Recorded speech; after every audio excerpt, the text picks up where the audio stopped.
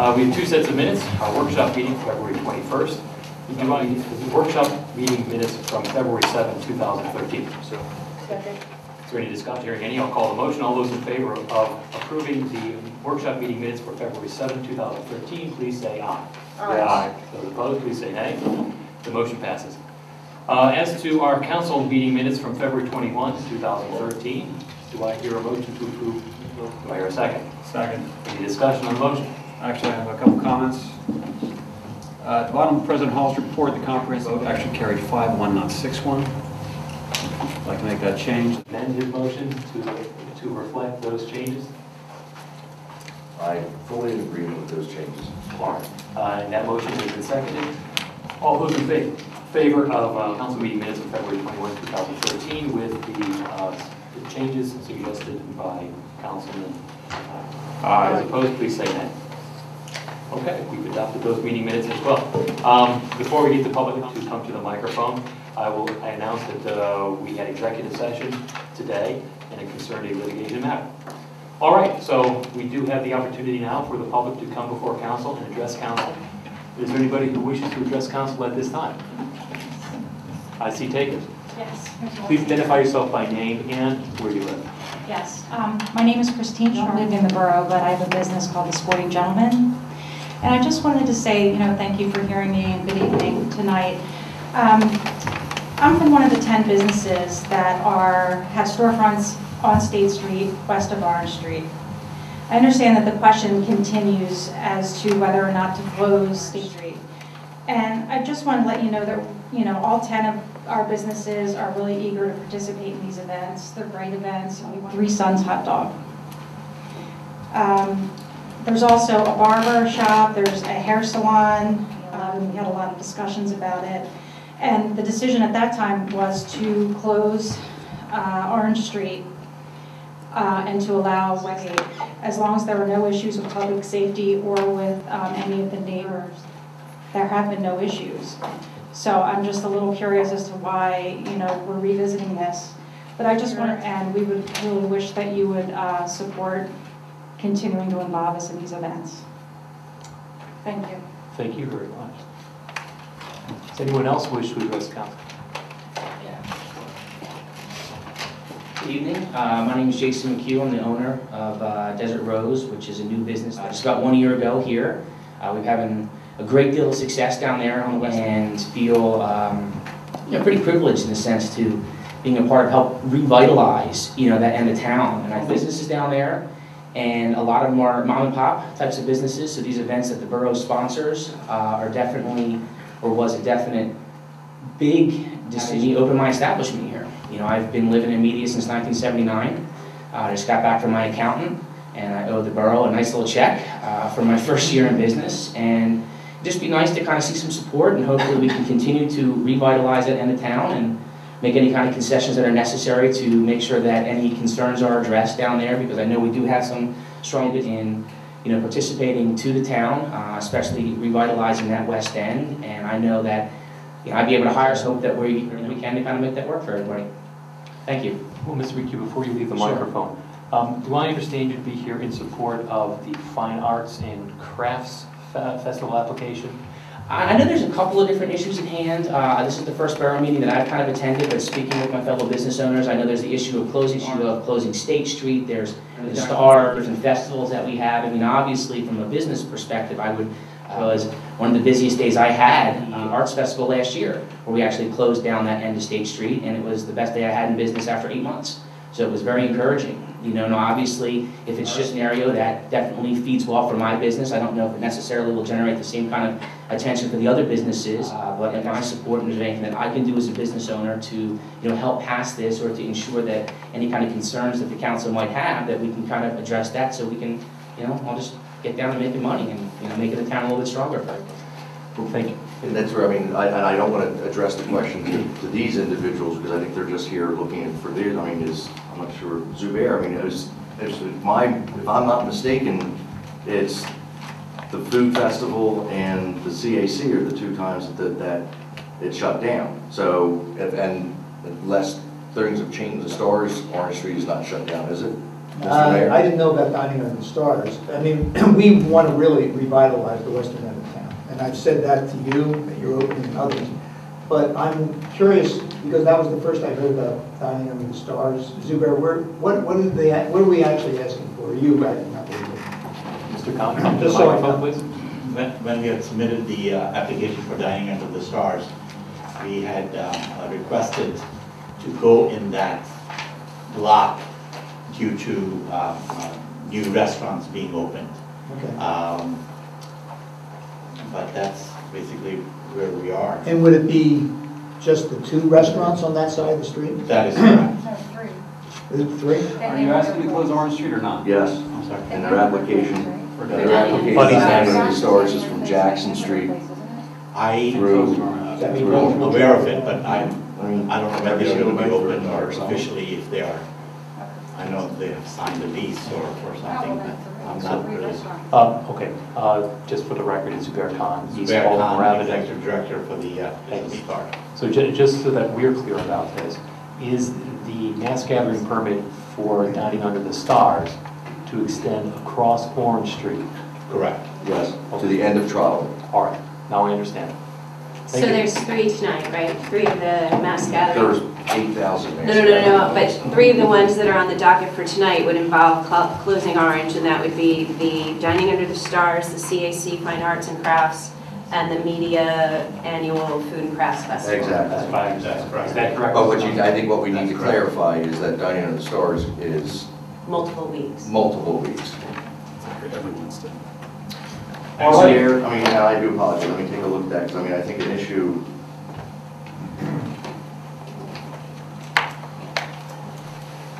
On your application for Dining Under the Stars, I don't see a shutdown time. 4:30. I mean, 4:30 to be realistic, you're asking to close down Orange Street at the same time our county courthouse closes. And this is where, I'm going to make a motion that we not reject, but table Dining Under the Stars until, because, I mean, we can't close down a state highway at the same time the county courthouse is closing. Does Orange Street have to be closed, or is it a situation where that street can remain open, but yet be No, it's roadblocked? been very clear by the police chief that it's either you close Orange Street or you to have the events that don't go past Orange Street. And it is a state road in which we're mandated to get a permit by the state to close the road down. So we as a borough don't have the authority just to say we're going to shut her down.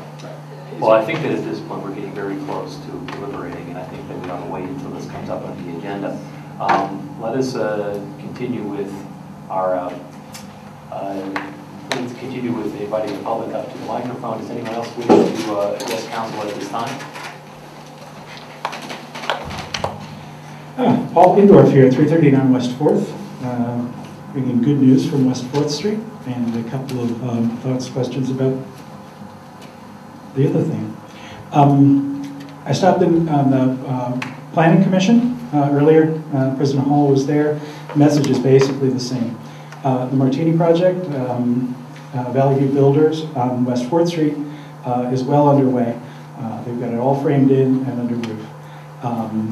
There was considerable concern, consternation about that project through the planning process and concern about the multiple variances. In looking at the project, it looks great. I was just talking to a neighbor here who spontaneously commented, wow, it looks great. It doesn't look too big. So I think that's a project that worked well. And I know the Planning Commission went through several go-rounds on that. And I know also Mr. Jeffrey worked very closely with the developers. So I wanted to thank you all very much for that. I agree with you. Kudos to the Planning Commission, kudos to our code enforcement officer, and kudos to the developer as well for their willingness to work with the Planning Commission and with the code enforcement officer to make sure that this is a project that fits in with the existing neighborhood. Yeah. I think also some kudos to, and not myself necessarily, but the neighbors who had expressed their concern. One comment that was made to me by a member of the Planning Commission is, we don't know what the neighbors think if they don't show up. And they did. And they did, for sure. Third Street Dam project, I understand that it's still in litigation. I presume you probably met about that in closed session. My understanding of that is that the judge threw out the stipulation because there was no agreement found. The swim club came back in and thought there was something that wasn't there, and it was not. My concern was with, my concern on this project has been the overall design of it, and that whatever we get, and whoever does it at this point, that what we get in the end is going to be something that works for the whole community. Now, the county had a planning commission meeting last Tuesday night where they unveiled the long-range development plans for 5 of the county's largest parks, Glen Providence and Longbow. And I noted with some concern that the northeast corner of the park has no plan at all. And so I expressed some concern and encouragement to the county that even though this is kind of in limbo, that we try to make some sort of contingent plans, and we, in this case, being the county, because it's going to be their park in the end. The hope is that there's going to be a large area of, well, that's not the hope, the reality is that something's going to happen down there. There's going to be a significant area of disturbance that we're going to need somehow nicely designed up front, because whatever is left there in lack of good design, the scorched earth, is what will remain. So, just to mention, I did stop in the county and make those comments. Thank you. One concern that I had in looking at that whole lawsuit thing was the participation by Ms. Horak and Ms. Rowe on behalf of the swim club. They actually filed affidavits along with Mr. Cunningham and Mr. Alianakian on behalf of the swim club, which makes me wonder, it just seems Mr. Dorff, like... if you're looking for comment from this council on that, you will not receive that. I understand that. Please get to your point. It is not for council to comment on. I would like to ask Ms. Rowe specifically, and Mr. Horak, maybe at some other time, what were you thinking? Mr. Indor, those questions come through the president of council, and I am not going to have council members address that type of question at this time. If they wish to respond to you privately, they may do so, but not in this public setting. But you can ask our attorney and he can tell you that we were well within our rights to do so. Well, there's no question that you're well within your rights. Thank you, that's all you need to know. Mr. Dorff, do you have any other points? My one other point was, if persons sitting on council are also dealing directly with the attorney from the other side and the president of the swim club who had notarized those documents, when we have these issues taken up in closed session, presumably in secret, can we be confident that these things are truly confidential? I apologize for cutting you off, but I think that this is not a different point, that you are just returning to your previous point. We are not going to address that. Do you have anything else you wish to say at this point? In any case, the Friends of Third Street Dam that I'm a part of seeks the highest and best use of that area and just hopes for the best in terms of everybody getting together and planning something that'll be something to be proud of. And by the way, you have no idea of the content of those affidavits, and I got permission from our attorneys to make sure that I was doing the right thing in signing those when I was asked to do so. I was more than happy to do it. We'll do it again 1,000 times over, and no, it does not in any way, shape, or form affect my performance and my commitment to this community and to this council. I think that we've addressed that fully. Probably more than Mr. Indor, thank you very much. Welcome back. Does anyone else here wish to address Borough Council at this time? Okay. Seeing that there are no further... Oh, Mr. Garifo. Sorry. It's okay. I'm going to try to better segue, but Stephen Garifo, I own My Three Sons Hot Dogs, Beer Emporium. So there's no confusion, Paul, with I think there's 3 things that we're asking for, and I hope that you don't just squash them, because Orange Street is an issue, closing it down maybe at 4:30 is an issue, but also closing down State Street is more important to all of us if you, in fact, leave Orange Street open, because we have a lot of things planned for Dining on Stars. And part of our marketing blitz, my marketing blitz personally, has been Dining on the Stars, we're gonna do these things, expecting to have State Street shut down. So I don't want there to be, okay, Orange Street's not getting shut down, you guys are not getting State Street shut down. I'm hoping that we can propose 3 questions to you guys, Orange Street being one. If that's no, because it's too early, do we maybe move to 6 o'clock? If that's no, then can we still in fact shut down State Street? And first and foremost, I don't have the ability to squash anything, because I'm only one member. Okay, I'm just. That's number one. Yeah. Number two, which I think is very important, because I'm getting this opinion because I've watched all your eyes, and each person comes up and has concentrated on me. I have asked your business authority on several occasions that what is the idea behind the State Street events? Is it to promote State Street businesses, or is it to promote business in the borough media? Believe it or not, they're businesses that aren't located on State Street. So that was a question which I've asked that to date I have not gotten an answer. So I'm trying to find out, because if State Street projects are strictly just to promote businesses on State Street, logically then I understand that if you're on State Street, you're going to want to have it closed then it should be closed from Edgemont Street to Orange Street. And how you're going to get traffic north and south, I'm sure, isn't as important to the authority as it is to our public safety and to the 5,000 residents that may need to get from Baltimore Pike to Front Street, Second Street, and so on. That question really has not been addressed, and it's not yours to address, it's your business authorities. And that is a question which I've asked. If you're looking to just promote State Street, then I fully understand the logic of shutting down Orange Street. There was the comment that, that no one has given, any issue regarding. I don't know if there's been a venue to really go and ask the residents that, is it an inconvenience that when you are attempting to get north-south in the borough media, that there are times where it's extremely limited for anyone who lives in the borough to get to their residence. So, and I fully agree with you, I think we need to find a way that we work together. It can't be just the business district dictating, all the street closures. I still am looking forward, and will appreciate sometime if I do get an answer on what is the philosophy of State Street events. Is it to promote business in media? And if that's the case, then we shouldn't be looking at a geographic location, i.e. trolley tracks of this. It is just to promote media borough.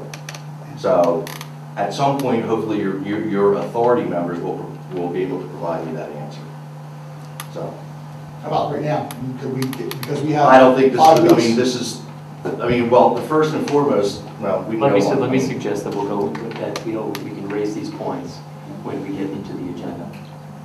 And what I would like to do, since we may do it, is to change around the agenda order. We'll take Councilman Robinson's agenda first, so that I understand there are quite a few people here who are interested in the outcome of these motions. We can take care of those things first, as opposed to you sitting here through otherwise extremely exciting borough business. But we can take care of the business that is most pressing for you folks first.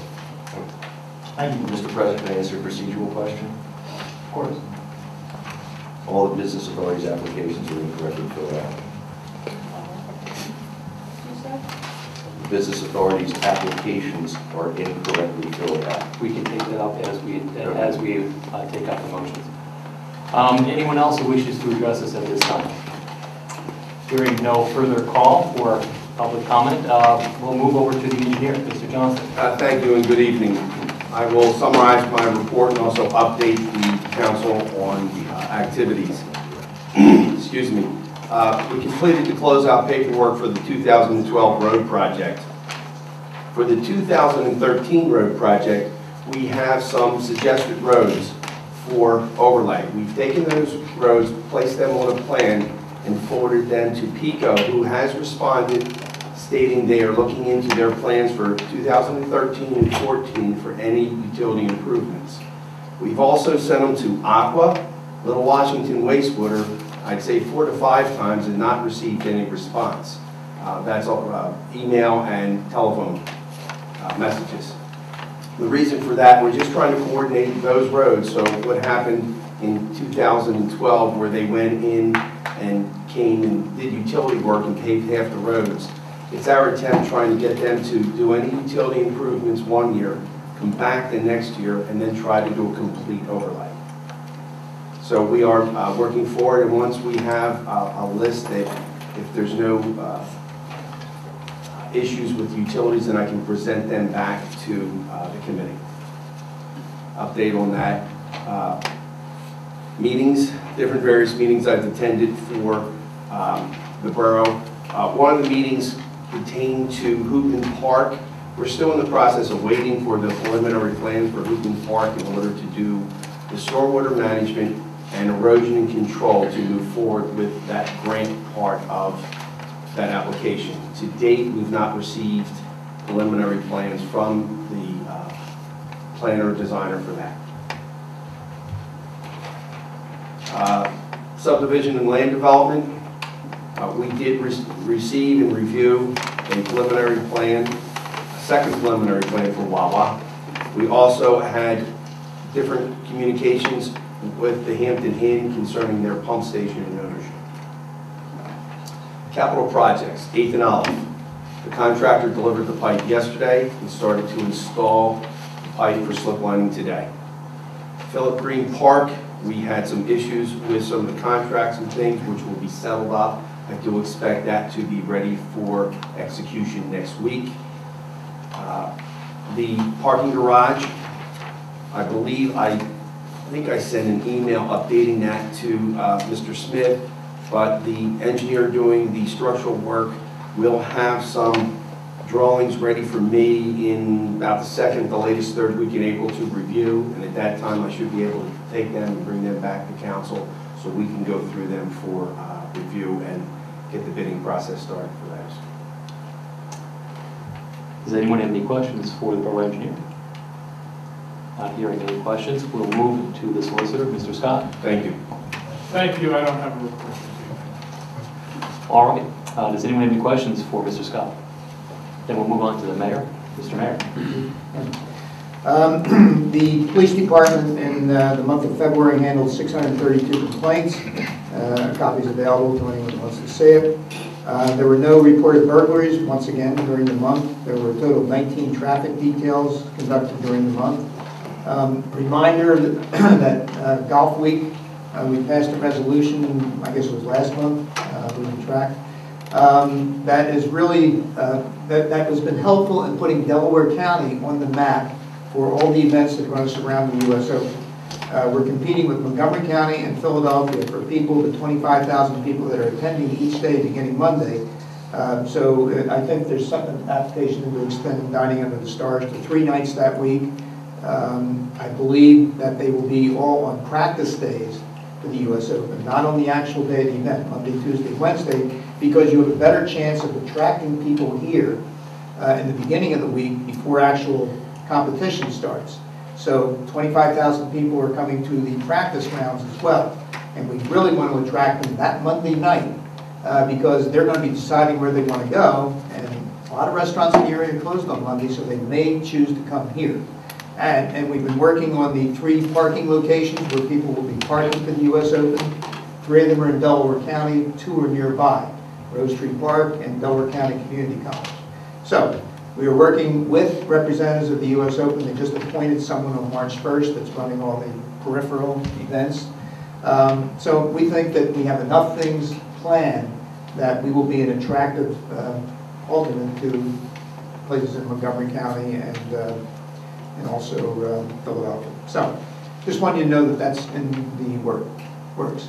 And as I remembered once again, once Brian wrote it down, everybody, if you see anything close to an emergency, call 911. Can't call the dispatch room. Feel free to call 911. You are encouraged to do that. And Paul, you'll probably repeat that at the end of your You've done a great job.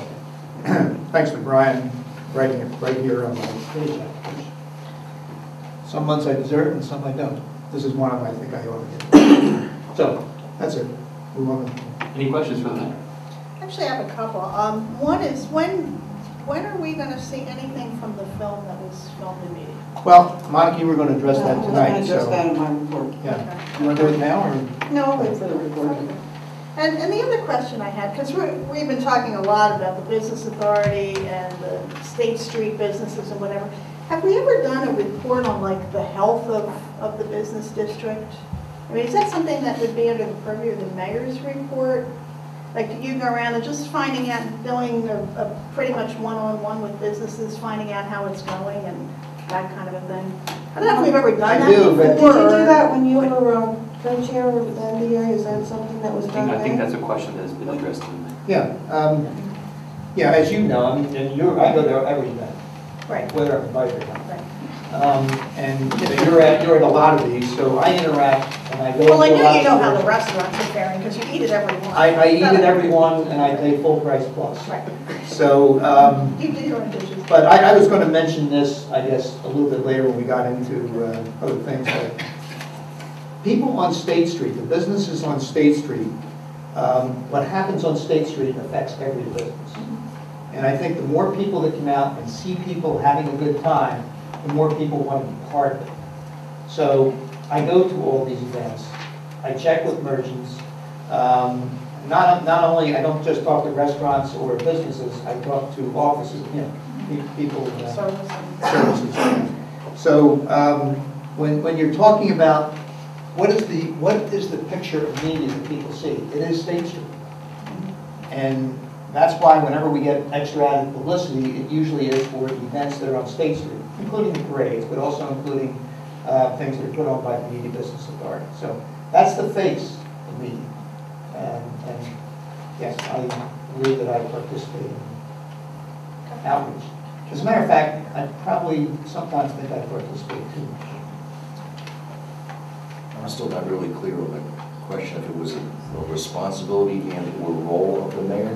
That was the The question. role of So I was just letting them know the role of the mayor is A, to be present at practically every event and interact with all media, not only media residents, but media businesses, be they restaurants or commercial or whatever.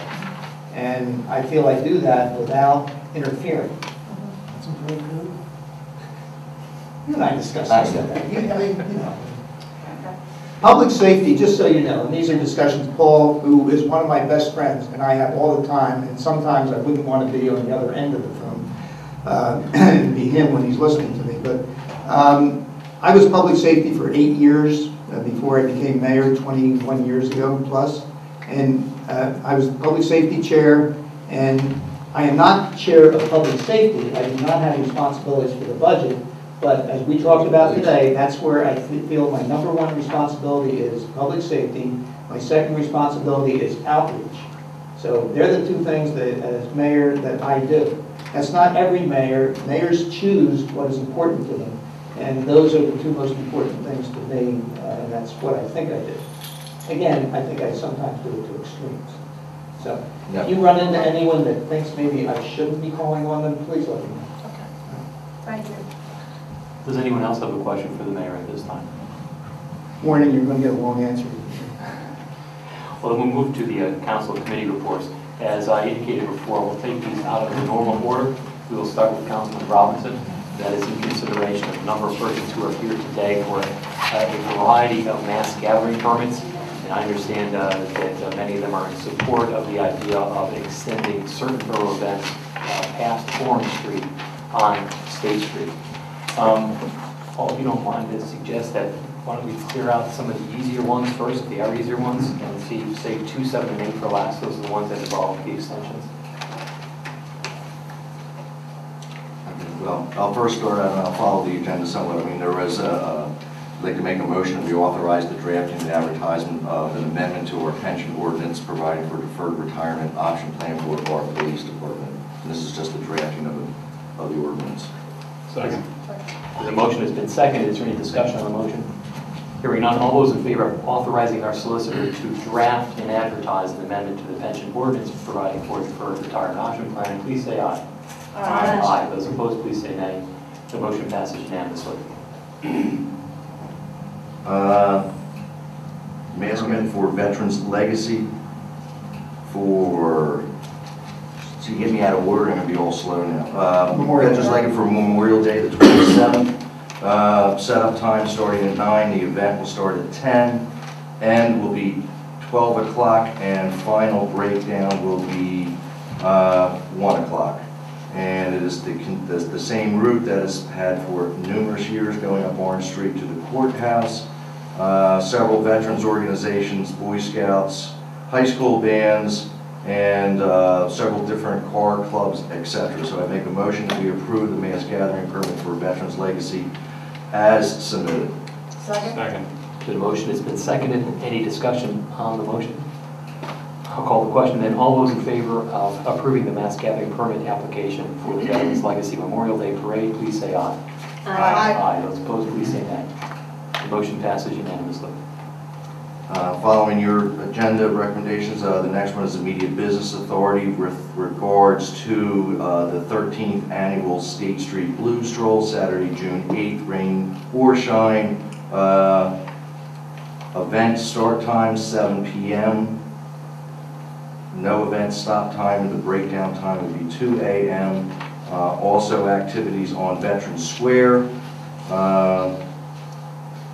20 plus restaurants host music stages, estimated attendance 2,500. Pursuant to the orders, there is no map. There is a map attached, but without any indication of where the closure will be.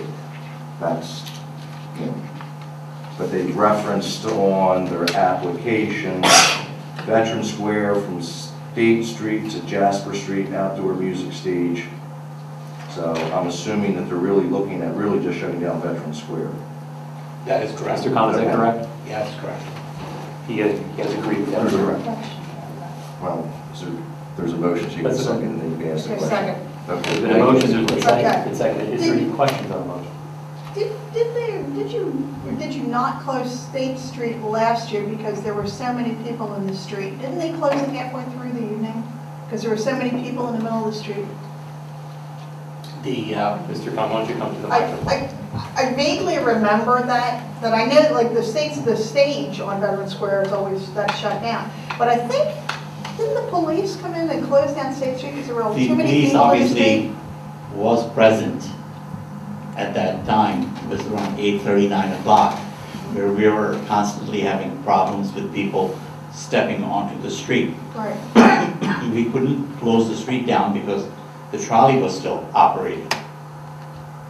So between the police and myself and some of the volunteers, we made sure that we stayed on that block and we keep pushing the people onto the sidewalks.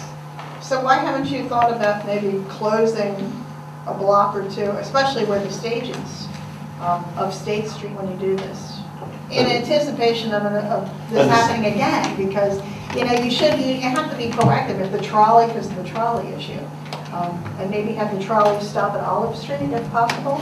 I mean, is it just something that maybe we should think about for that night? I had spoken to the police about this, and our stage does not really affect the State Street. The staging is set up on Veterans Square more towards Jasper Street, so that is all blocked off. So people who are listening to the music, the reason for our outdoor staging is to make sure that we spread the crowd out because it gets so crowded. Right. That's one of the reasons for it. So if we need to shut down that block that night, the police will make that call that night. Okay. And that you would want be to think only- about doing that beforehand, so you don't have to go through that again? Just because I remember there were a lot of people, I believe they were out in front of Stevens and Sliveville, a lot of the people, so. I mean, it's just something to think about. If you're going to do a mass gathering permit, you've got to build in closures set up for yourself. I'll go back to the police and I'll I mean, we have can that public discussion safety with tomorrow, them. right? Or Monday. So Monday, maybe we can talk about them too. Okay. It's just Take that. something to think about for the safety Sure. of the people at night. Of course. Okay. So in your application, you're really just looking to close down Veteran Square? That is correct, between State and Jasper. Any other questions before I call the motion? Now, hold on. Veteran Square, Then you said between State and Jackson, just Between Veterans State Square. and Jasper, Jasper, Okay. just that block. just that block, That's not all. State Street. You just said State and Jackson. Right. Okay. Jasper. No, you didn't say that. That's just my accent. All right, any other discussion on the motion? All right, I'll call the question. All those in favor of approving the mass gathering permit for the Media Business Authority's annual State Street Blues Stroll, which will involve closure of Veterans Square from Jasper to State Street, do I have that right? That's correct. All those in favor, please say aye. Yes. Aye. Those opposed, please say nay. The motion passes. Okay, next is the 6th annual Downtown Car Show, July 14th, rain date July 21st, 9 a.m. to 5 p.m., State Street from Monroe Street to Orange, Veterans Square, Baker to Front Street to Orange to Olive, Olive to Jasper to Baker. 200 plus antique cars, 2 music stages. Estimated attendance, 2,000 people. Make a motion that we approve the mass gathering permit as submitted, other than there is no map. There is a map, but the closure is not reflected. Is there a second on the motion? Second. Is there any discussion on the motion? I have a question. Mr. Khan, is this the same configuration as last year's? That is correct. The answer was yes. Yes. All right, then I'll call the question. All those who favor the approving the mass gathering permit for the Media Business Authority's annual downtown car show, please say aye. Aye. Aye. Those opposed, please say nay. The motion passes unanimously.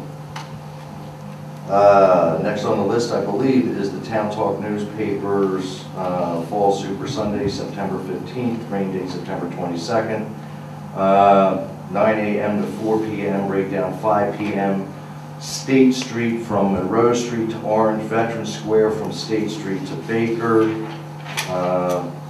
Map is attached, payment is attached. Motion to approve the mass gathering permit as submitted. Is there a second? Second. Any discussion on the motion? Just a question, could you repeat the date of that again? It's different on our agenda, I believe. I'm just looking off the application itself. September 15th, No, we have September 22nd. It's a rain date, is it? rain date is September 22nd. Thank you.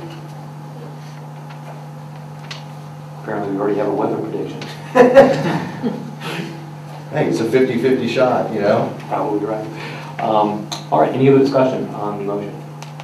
I will call the question. All those who favor approving the mass gathering permit application to Town Talk newspapers for their Fall Super Sunday, which is scheduled to be held on Sunday, September 15th, with a rain date of Sunday, September 22, please say aye.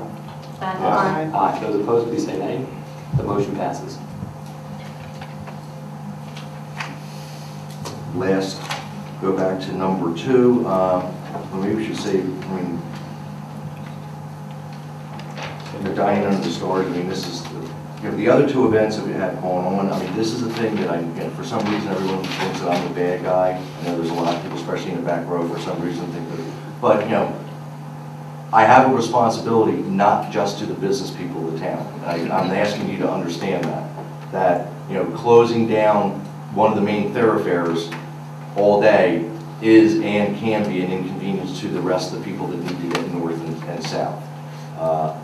I also, as I indicated to you all, I've really been looking for, are we looking to enhance and the business is on State Street, or is it the business is of media? I recognize that the people here tonight asking for the extension are all people that have businesses located on the west side, or the west side of Orange Street. The question which I would like to bring not to you individuals, because I would be doing exactly what you were doing tonight if I was you. You have a responsibility, and that's to fight for your own businesses. The authority's responsibility is to promote the businesses of the borough. And is it fair that there are service industries as well as restaurants that are not located on State Street. So, you know, that's the question. I mean, we're looking to say, well, you want it right in front of your place. Do we shut down Providence Road so LaForno's can have a special event in front of their place? Do we shut down Baltimore Pike so, you know, Pinocchio's, McDonald's, et cetera, et cetera? You know, do we shut down Providence Road so Starbucks can have an event? That's the area that I'm trying to ask, not you all, the business authority to address. And that's all I've been asking for. If we're looking to promote State Street, I understand the logic, and if we can work something out, that's great. Or are we trying to just promote business in the borough? And if that's the case, if we're trying to just promote business in the borough, then the geographic location is not as important. So if we're able to keep it within east of Orange Street and west of Monroe Street, then it provides safety for vehicular traffic to get north and south, as well as still provides an event. And that's all I've been saying, is that the authority itself has not been able to provide that answer to me. May I address that question? Well, I think it's probably best if we do that in the context of a motion. Might put a little bit of meat on the bones. We've had some discussion of policy concerns. Mr. Robinson, are you prepared? Let's start with, I mean, which one do you want to do, Mr. Brett? Do you want to do dining in the stores and get it over with, or do you want to go with the other two? I'm fine with whether it's 2, 7, or 8. At your pleasure. The menu of items. Let's go. All right, I'll make a motion that, you know, Community Arts Center, you know, it's an ongoing event. It's another event that I do believe could be held within the limits of State Street or Orange Street to Monroe Street, and still keep it wide open by using some of the other side streets. But in order to make sure that we do not slow down these events, it's probably, I'll even agree with dining in the stores. I will approve, you know, I'm going to make a motion that we approve the Community Arts Center application for the 11th Annual Fine Art Show, which will be Saturday, September 28, 2013. That's in the form of a motion. Second. Is there any discussion on the motion? Just for point of clarification, Mr. Robinson, is the closure of State Street from Monroe? The closure of State Street is from Monroe Street west of Orange Street. So that we will need to apply for an application with PennDOT to shut down Orange Street. Just to clarify, I think we discussed in workshop that the detour signs south of Orange and State should be clear and well marked to guide traffic around. I assume that part of that is the... According to when we met with them, it was like that we could design and put the signs, and they would take care of the community arts. So they're going to put up the detour signs? Well, we would have to design the detour sign so that we have it correct. And Isn't then that Public Works going to put that up, or? we have to design. I mean, I could be very. I mean, Public Works or Public Safety would be the ones to have to figure out the best detour and have those signs. The obvious choice is London Street. Well, that's why we have a public safety committee. Okay. Well, I guess I don't know if we need to amend the motion, but I would just say, make it clear that as long as the detour signs are well marked and make it easy for traffic to navigate around it. I would be glad to I don't know if that needs to be amend my amended. motion to reflect Kent's addition. Is there a second to the amended motion? Second. We do have a fellow here, at least a couple of persons here who might be able to address this point. Kevin Tram, was this the point at which you wish to approach the microphone? No, I think Smart man. relative to the question at hand regarding detour signs, I think we're very much in support of helping to mark those detours as designed. Hold. That was Kevin Tram, he owns a business on East State Street. And for those folks who are at home who did not hear him, he said that they are willing, the NBA is willing to work to put together an appropriate detour for this event.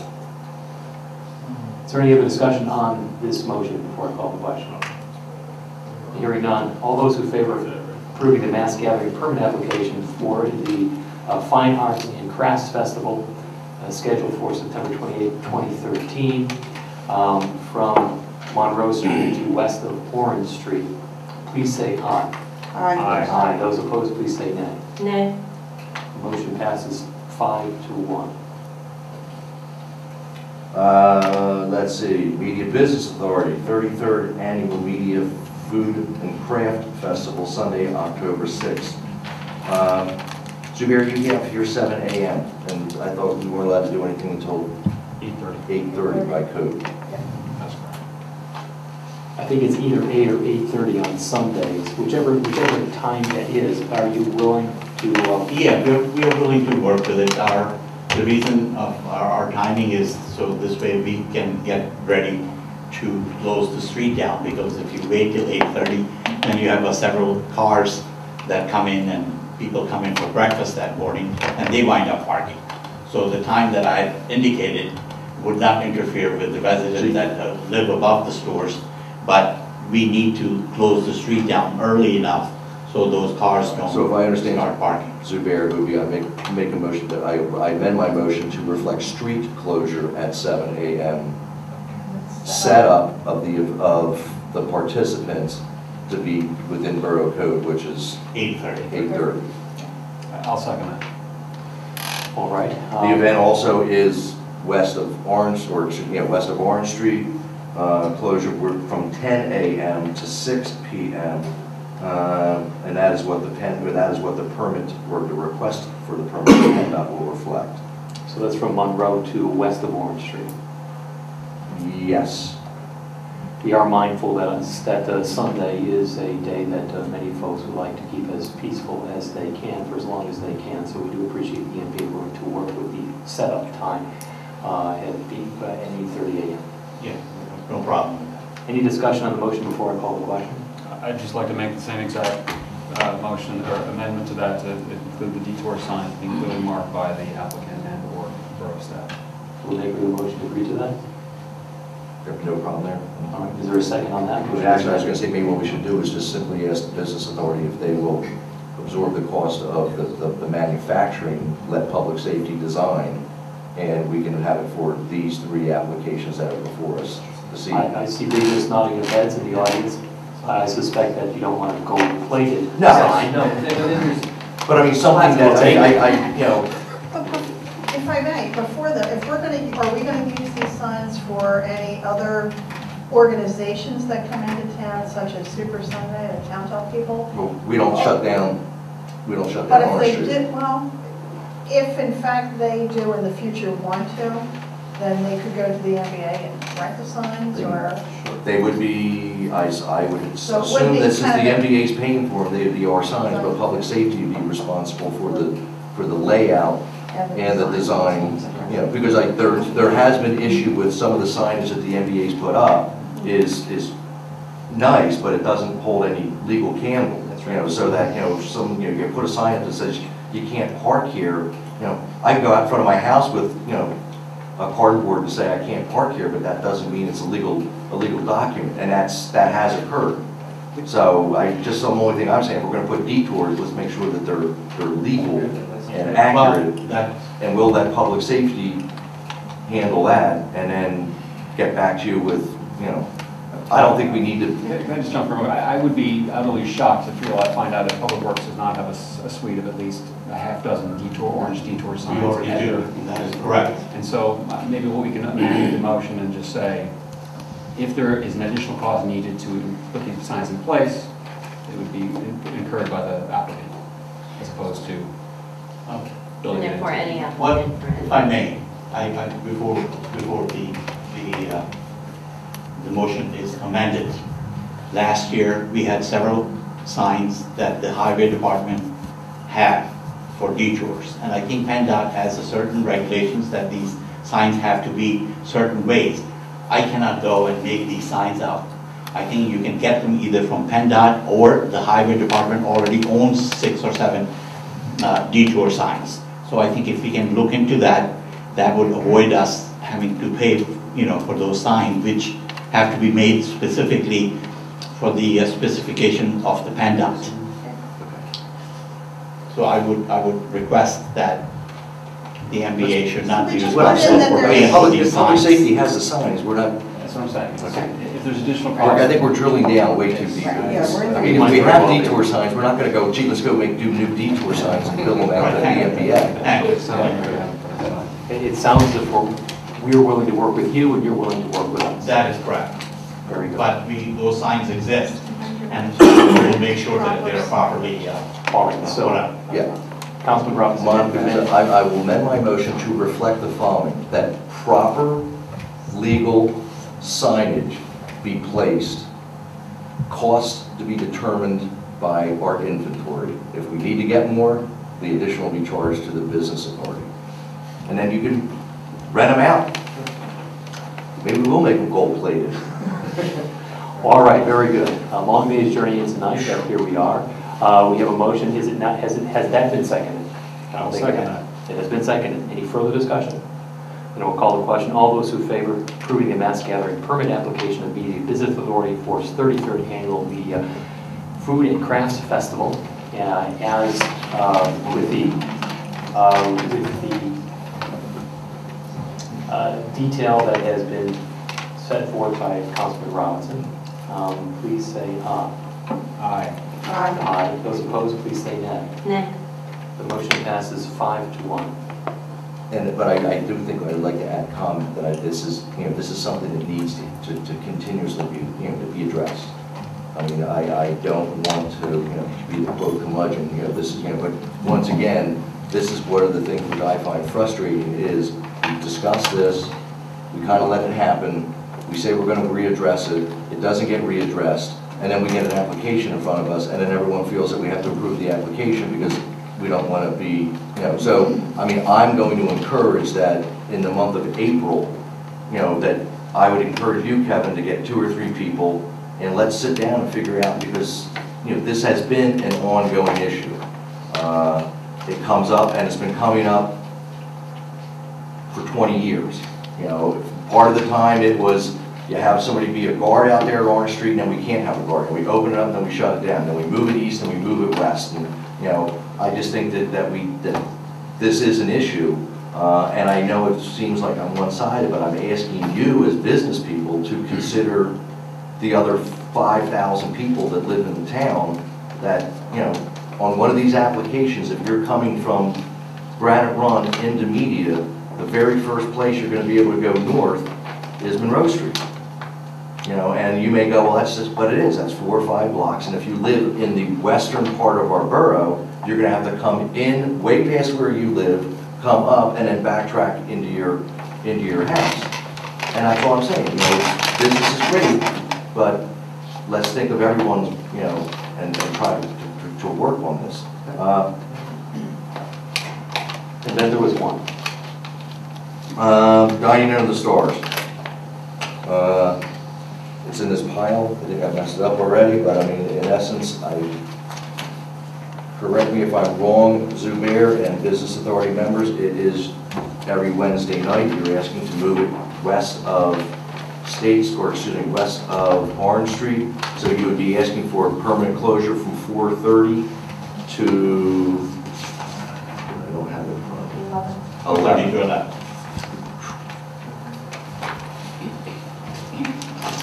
And for discussion's sake, I make a motion to approve the application as submitted. Second. Question? Is there a second? Let's make sure that we have a motion that has been seconded. Is there any discussion on the motion? Yeah. Mr. Mayor? Is it a separate application for those 2 days in June? Yes. Yes. Okay. Well, it would have to be because I know. LCB has to be involved in Yeah, I that know. extra night. And just to clarify, I thought of that after I asked the question. this includes the closure of Orange Street, correct? The closure from Orange Street from And then I will 4:30. continue to amend the motion the same way I had previously in terms of having signage that guides traffic around Orange Street in place by the applicant or our public safety, public works, or public safety, for every single time. The issue I have with this is there are other establishments that are located within our business district that aren't a restaurant. And it will be virtually, if you are a service provider on State Street, you might as well just shut down if you're on the western part because you're gonna, it's not gonna be very easy to get to your You're gonna, you know, if you're an establishment on the western part of State Street, you're gonna have to force your patrons to go around the Lemon Street to be able to get back to eventually State Street. So you suggesting we don't put up signage? I mean, I think this is not as simple, just let's go put up signage. Well then, okay. Not that, I'm I'm confused then. Councilman, my thought is that we're looking at the hours of after 9 to 5 business hours, and I'm not sure how many services you might be thinking about. I know one service owner sitting in the front row, I'm not sure if you have hours late on Wednesday evenings, but I know that the other service, the architect firm there, does not work late in any evenings. Chiropractor does, there's lots of people who Talking No, Monica, about that's that one not, block. Monica, the point that I was trying to address is for not that section of town. I mean, they want it closed, I hear. You know, because then they're going to be open. They want Orange Street closed. I'm saying for other businesses located on State Street, if you're on the western part of State Street, you're going to be forced to come up, then take Lemon Street to work your way somehow, I guess, back towards Front Street to get a place to park, to then walk back down to State Street for that service. That's all I'm saying. You know, It's not just the people on that block. I'm not trying to say I'm right or wrong. I'm trying to say that this is part of our job, is to look at both sides. Just to argue for argument's sake, there is a parking lot right there at the end of the block. I believe that they can allow traffic to go eastbound on State Street to that large lot next to the, The doghouse. yoga place and it's a private lot. Right. Okay, so that's not available for parking. So, I guess I'm trying to understand, what's the issue with, so they have to go around the block to get a parking spot at, is that? You won't, I mean, you'll be having to go up, you'll have to be going a block further west to go north, then to go east to get a place to park to come back down on the State Street. Yeah, and you're also, I mean, this is a multi-week, I don't know how many weeks this is altogether, but it's a lot of evenings that we're going to be doing this, and you're talking about 4:30 in the afternoon shutdown for one of the major arteries of commuters just to get in and out of this town. So you're not just talking about folks even who have service businesses on State Street, which I agree with you is a big deal for them, and it has been a big deal for them in the past, and we've heard from them in the past that they've struggled with this. But now you're also closing yet another artery for people to get in and or out of town at rush hour, and I think that's a very big deal. Listen, all of these, I voted against them, but they're all really good events. Kevin and Zubair and the Business Authority do really wonderful things with the events, and I think they do exactly what they're meant to do. But I personally have never been okay with closing Orange Street. I think it is a safety factor. I think it is a lot of things, but maybe you can do it like once or twice a year if you have the infrastructure in that you think can make people feel safe. But I, for one, don't want to be sitting here the first time that somebody does get hurt or the first time that something does go wrong. But maybe once or twice a year you can get your head around it. But for this many weeks out of the year, this is crazy to me to shut down. It's just crazy to me. Allow me to ask a question, whether Mr. Conner, Mr. Shaw, whichever one of you feels that you're best able to answer this question. Can you agree, excuse me, to a closure of Orange Street at a different time other than 4:30? Say, for example, 5:30, so as to allow a significant amount, 5 or 5:30, to allow for a significant amount of the rush hour traffic to pass through. Right. You don't really set up till 5, I mean. Well, I was going to ask. It might be a public safety, but let's find out from Mr. Schramm whether or not that's something that they're willing to do. Yeah, I think that is an acceptable compromise for sure. I think, while we're at it, I'd also be interested in just talking about what we've done for Dining Under the Stars on the West End in the past, which is not to close Orange, but to close State Street between Orange and the end of the trolley line. It was successful when we had a restaurant there a few years ago. Happy to debate because I want to make sure we have all the input and conversation in it, but while we're kind of throwing out options, So you're saying not to close, but just close, so literally the pedestrians would just walk across if it was a regular. That's right. It'd be a regular thoroughfare. I mean, that's not shutting down a public road. So Knowing the duration of the event, I mean, Don makes a good point, it is 20 weeks or something like that, but Would it be, I know you all have to get going, and this is a small portion, and I'm seeing it going moving forward with the dining of the stars. sure. Let me throw this out. I mean, how about if we approve dining of the stars, Orange Street East, recognizing that you can come back next month and amend this application? But you, at least, I mean, unless it doesn't matter. I'm trying to think of you if you need to at least do marketing and things of that nature. Yeah. You've got 99% of what you're looking for. Right. And instead of having, you know, and because the question which I do have, which I can't answer, I mean, you can. I mean, are the businesses aware that you're going to be, that it was the intent to shut down Orange Street? Yeah, I mean, the businesses that are here. No, I'm talking about, Everybody? because I could just tell you, there is a service industry that I'm familiar with, and I do use it. I'm not going to throw names and people under the bus, but was there this week, and the person was still concerned about just the regular dining under the stars. Feel comfortable that, you know, I know this individual well enough, if they knew that it was going to be shutting down Orange Street, I would have heard. So as we've talked at caucus last month, I'm not sure if the communications is out there. And I don't want to take a councilmatic action, as we indicated last, caucus, Right. and then get yelled at when I'm going to come back and say it's the authority's responsibility to make sure that your membership are aware.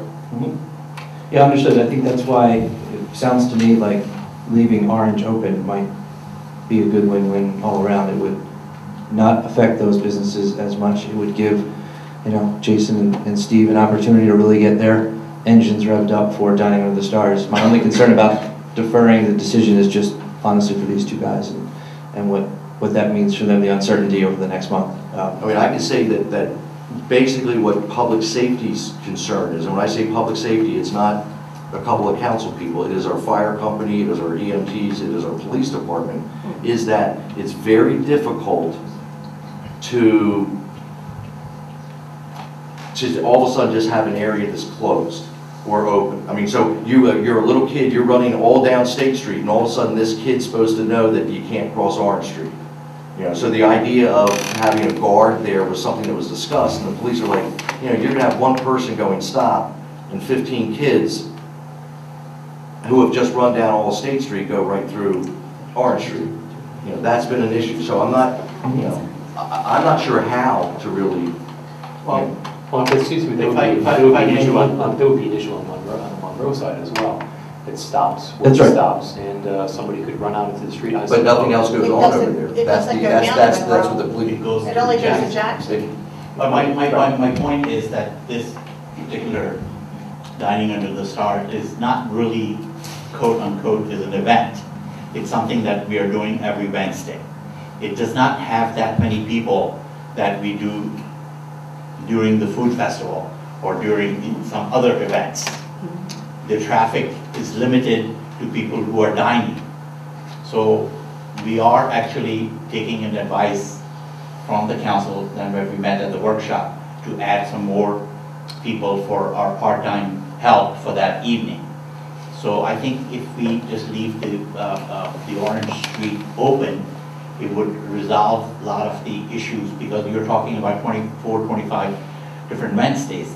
And I don't know how Jeff feels with his experience with PennDOT to see if they would agree to close down the street for 20-some Wednesdays. So that is one of the other issues that had hit me, that they might just say that we can't really shut down State Highway for the length of 5 months. So there are some issues, and we do understand your position. We do understand also the safety. And I have been in this position for long enough, and my main issue always have been a safety.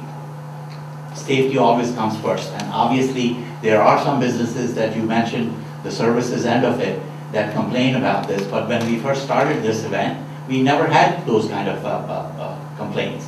but the event has become such a success that it brings people into town. So those service people that are open, the hairdressers and some other businesses, they shut down at 5 o'clock. They don't. No, no, not necessarily. Well, Some do. let's see if we can have a Anyway. motion. Just here, That we Mr. can vote President, on. I just would like to address one question I have to the executive directors.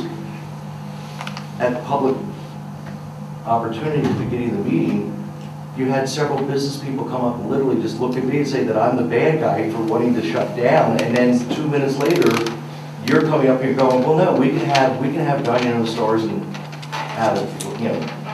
It's a different event. Yeah, we're talking about. Yeah, I think some of them are here because of the CAC deferral from last month as well. So there's a general interest by all these guys to see as many events happen on the west end of town. I think they're sort of advocating for all of them, for as many of them as we can work out. All right, do we have a motion? So what, I'm going to amend my motion to reflect that it only goes to east of Orange Street. That sounds like that's what the executive director is looking for. But the street closure only The goes street to- closure goes to east of Orange Street. But the, This is, They would be open on the other side. They would be The open closure on- of State Street, but Orange Street stays open. They'd be open all the way down to probably. Closure of right, State Street. All the way down. Orange Street stays open, Yes. But Orange Street and they remains close, a throughway. they close Half the of street State Street down on to the other side of Orange, on the west side of Orange Street. You say Is that what you're That's looking correct, for? yes. Okay. Yeah. All right, now I understand the motion. There is a second. second, I hesitate to ask what I wishes to discuss this motion further. I will assume that, Tell us the vote. I will assume that the horse no longer neighs. All those in favor of approving the mass gathering permit for the Meeting Business Authority's Dining Under the Stars events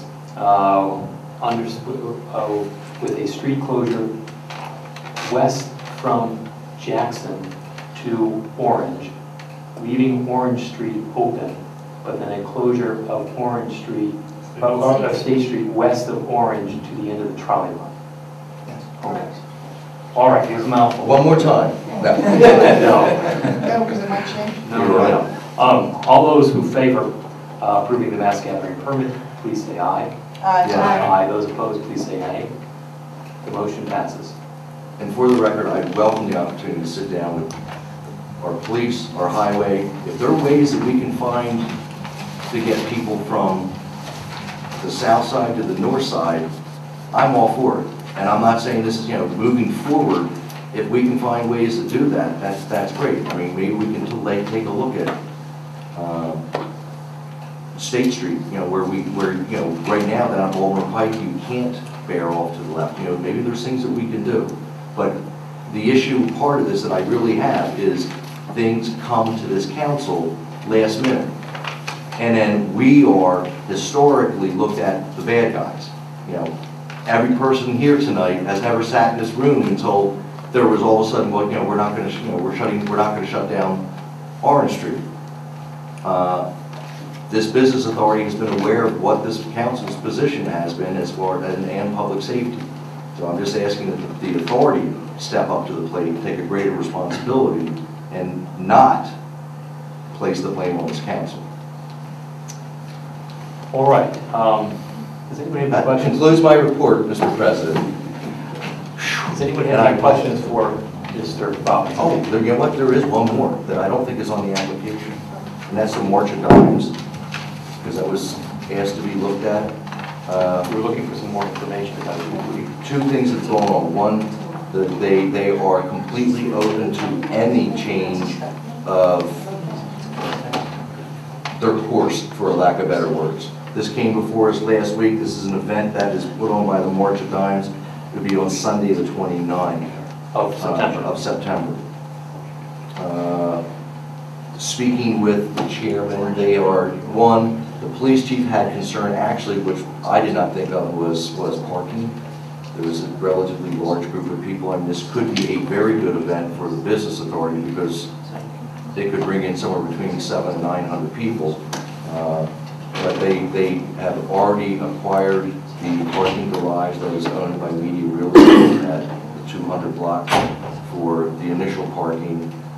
Any outlay of that, there would be parking for at media school and things of that nature. So I think we've addressed that. We can still table this where we can let it be at the direction of public safety because the chief is looking at alternative routes that would, A, not affect our churches for Sunday. The March of Dimes people basically have said they really don't care what the route is. The March of Dimes people also said that they would be able to provide, as in the 5-mile race, I don't call them guards, but crossing the people in some of the areas, so when people are walking, that they would stop it. But then, if there's gaps of walkers, as in the 5-mile race, you'd be able to move someone through. Are they seeking to close down any streets? Well, they're going to have to close them. I mean, if you're going to have 50 people walking through the streets, you're going to have to close them at some point. But I think I'm looking at this as more of a mini 5-mile run that's people are walking, but you're still going to have street closures at some point. You can't have 900 people walk the streets of Media and not, have to stop at every stop sign. Actually, I would rather table this. I'll table it. We have a He's meeting no on problem. Monday, and let's see what the police No chief problem. has to There say. hasn't been a motion, If so they there's no need can to wait table another it. month, I would All right. table it. I'll hold it till next month then. Fair enough. Okay. That concludes my report. Any questions for Councilman Ron? Can I ask one question that I don't expect you to know the answer to tonight, but I noticed it today. Parking spaces fall under you, right, Paul? Yes. I noticed today when I was driving 2 new residential spaces. I don't know how long they've been there, on West 3rd between Lemon and West. And they seem to just have popped out of nowhere, and I don't remember discussing them at any workshop and usually when we, parking's such a big hot issue in media, we usually talk about them. And if you guys talked about it when I was traveling, I apologize for bringing it up now, but. I can answer that. I live right there. Those are my neighbor's spots. But they've been there. They've been there for years. Have they? Yeah. Okay, because I was sitting there, I was going. Literally today, they popped out. I was like, what? It's a neighborhood, does not have a driveway. Okay. And they just have it's an R spot, so I know there's residential parking permit. Okay, Okay. thank you. That's why it's such a curious thing that there's no residential parking on 100. Curious, but I have to talk to him to see what he says. So let's see if we can get Mr. Robinson off the hook here. Does anyone else have any further questions for Mr. Robinson? Do we do clean this up? I don't know what that is. That's the Sheets commercial. That also was. I didn't even get a chance to. Jeff, did everyone see this coming? I don't know if we can really, I don't think anyone's had a fair opportunity. I agree. I agree. I mean, if we have, yeah, but they're looking Do you know anything about the 25th and, on the 25th or the 26th, which is next week. Yeah. This wasn't discussed anytime. No, We I mean, I'm just saying had this, it I have no issue, but I don't want to leave. Didn't we get an email referring to this a couple weeks Yes. ago? This isn't, I mean, this isn't like yesterday. Well, we haven't discussed it. It was We the- are March discussing. 15th, it was the email to us. Right. Jeff, does this require council? Yeah, the request is for a number of parking spaces, so historically, the council would make a determination. I believe the applicant, at a minimum, was looking for 40 parking spaces at the parking garage, and then they offered 3 different scenarios or alternatives that they were willing to consider, or asking council to consider, with some on-street parking. So if you're inclined to go in that direction, it would be an action of council. And did you, I mean, because I'm looking here, I see 6 spots. Like in front of. Did they give any Six in front of the- indication? It's in front of the establishment they want to film it. Jeff, did they give any? Yeah, I'm sorry, there's indication? 40 spaces in the parking garage, and then 6 spots out front on State Street. For everyone at home and in the audience, this is for like a Sheets, and for those that don't travel throughout Pennsylvania, a Sheets is the western version of Wawa, exact same thing. It's for a commercial for that. It is for a not commercial, store. and I gotta say, we just hot in town for commercials, maybe we should start to, either charge or, not just hand, because it is an inconvenience. The lottery ticket, I mean, the mayor and I had spoken, I think that's something a little bit special. It's something it's something we also actually get to see. I feel comfortable saying that the Sheets commercial, we're not even gonna get a chance to see the commercial. Sheets is, outside of our television. Lancaster. Lancaster I and think Lancaster and that West. this is all part of the film company coming over in Aston to the old sports gym to this area. And Jeff, did they say what size these trucks are that they wanted to park on State Street or the side streets? Did they indicate? Yeah, they did not, but our belief is kind of like. I think it'd be very similar to the lottery commercial. It's a film truck, it's a huge, Like a box. semi. So State Street is out of the question. There's So a film we truck couldn't and get cars in the permit. trolley past them? But we are limited in terms of time. This is something that they propose to do next week. So I'll be proposing to make a Right motion. now, I mean, I think this is way too much for, and Monica's absolutely right, way too much for us to bite off tonight. If we're gonna do it, I'll make a motion that we reject the request. Does anyone wish to make a motion on this at this time? Well, I'd like to make a motion to authorize Mr. Smith to get more details on the size of the spaces, and based on fitting into the parameters of what we've done previously, can we do that kind of room based on his information that follows this request? Well, I was gonna go there, but you have to, I mean, there's an application in front of us now, and the only thing I was saying is that we need to reject that. I mean, and then if they wanna think about moving forward, then we can ask, unless you're saying we should just give them the okay. Well, based on his findings, like, for instance, when are we going to get together again before next to vote on this? I agree with you 100%, but then also if I was the applicant, I think I'd try to put an application in sooner than 10 days before I wanted to do a film shoot. Exactly. I think if we approve something like this right now on such short notice, we're setting a precedent for other people and other times for them to come in and say, oh, well, they did it last time for us in a week. Well, we have It shouldn't be a problem. So we have made motions and approved motions based on contingency of stipulations that we put to the motion. I'm just exploring You this. just argue that also the Blue Cross Blue Shield came in last year with a request for parking at the townhouse. We just charged them full day's parking for the spots. Taxpayers reimburse more revenue than we normally would. I think the concern here is just the timing. Yeah. With those applications, And that we was have more just the lead time. parking garage, it wasn't State Street. And if you were out there for the last filming of the lottery commercial, there were people walking in the street because they couldn't get through the part that was being filmed at the time of filming. So people were actually getting off of the sidewalk, walking out into State Street to go around these big trucks with all their big Right, so lighting the and question is, whatnot. are they taking And they were out- walking, so now it's becoming a We safety don't have enough. issue Is it 2 too. or 3, is it 3 or 4 spaces? I mean, to me, personally, any PR is good for the town. And if we have film trucks on the street, people create buzz, people like to see it, it's a positive thing for the town, and then we are also exposed elsewhere as a positive thing. It for is, the but borough. you know what, I didn't notice media anywhere in that segment for the lottery. And the stores that they filmed in were actually changed out.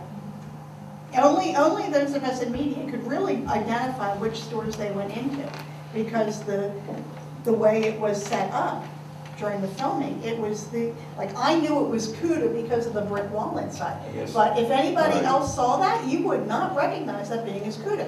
None of these stores were ever named. We know it was Earth and State and CUDA and whatever. There's never any mention of the town of media. Allow me to ask this question. So Mr. I know there's PR, but PR. Mr. President, I made a motion, we never had an opportunity to have it seconded. All right. I don't remember what that motion was. I'd make a motion, and I'll leave it somewhat at, make a motion that we reject this application at this time and come in tomorrow to get detail and to see if there's a time that they could do it possibly later. If it's some no-brainer, then yeah, I have no problem. It says that I'll be glad to, poll council. I don't know if this needs to be a councilmatic decision. It normally is, but I don't know under Pennsylvania law that it's mandated that we vote on this. Mr. Solicitor? Well, the request is to have some parking spaces reserved for them, right? I think that needs council action. I don't think that's something, or you can delegate it, but this requires a decision. You're the decision makers. Mr. Smith, have you spoken with a representative from Sheets about this? Now, the way they had left it was they had provided the document that council received, and they were going to kind of, as council had discussed, fill in some details. We haven't gotten that type of information right now. So the best information we have is what you have in front of you, unfortunately. Brian, do you have any information as to whether or not that these dates, that they must do it on these dates, or is there any flexibility in terms of the dates? I'm guessing if, as Councilman Robinson had proposed, if council was not of the mind to move forward with these 2 dates, I'm guessing that they would be okay with that and try and rework their application. And just wanted to mention, they give the 40 parking spaces in the parking garage, and then they're requesting approximately 6 parking spaces in one of the 3 different ones. So the third option they listed was Baker Street. So another option too is for the police chief to get involved to determine what he thinks is best. Usually when we get these type of requests, he'll weigh in on where he thinks the best location are for these type of vehicles, and usually he'll be in contact with the applicant as well. All right. I'll be glad. I mean, Monica did bring on, we don't, next week is Easter week. Is public safety meeting next week? Monday. Then, I mean, I'll call the why don't we individual. just approve subject to Public final safety. approval by public safety meeting on Monday, which will give them enough time to make a decision. And let the chief, and he'll get more detail in the next 2 days. And if it's 20 spots, then obviously that makes sense not to do it. If it's 2 or 3 spots on State Street or Baker Street, then, and I think contingent on that they pay the full day's meter at all the spots. I mean, the other thing I'm just going to bring up is that they're going to bring, 40, 50 people into town who are going to go to the restaurants and stores and spend some money, which is good for the businesses, it's good for media, and they're going to take their experience back home. Let's suggest you just delegate this to the Public Safety Committee on Monday and Yeah. let them figure it out. Right? I'll amend my motion again. Second. That we delegate this to the Public Safety Committee and then report back to council. There we go. Any further discussion? I'll call the question. All those who favor the motion as articulated by Mr. Scott and by Councilman Robinson, please say aye. Aye. Yes. Aye. Those opposed, please say nay. The motion passes. And I apologize. Last time you had me go first, Brian. All right, so let's move on then. We'll move to finance and library. Mr. Davidson. Thank you, President Hall. Let's start with the easy stuff, payment of bills. Finance Committee met this Tuesday this week and recommends that all bills be paid for the month of February in the amounts as follows. $238,359.12 from the general fund, $3,108.14 from the recreation fund, $103,070.50 from the liquid fuels fund, and $25,544.14 from the capital fund, for a grand total of $370,081.90. Is there a second on the motion? Second. Any discussion on the motion? Just for how many legal fees or 3rd Street litigation costs were involved in the month?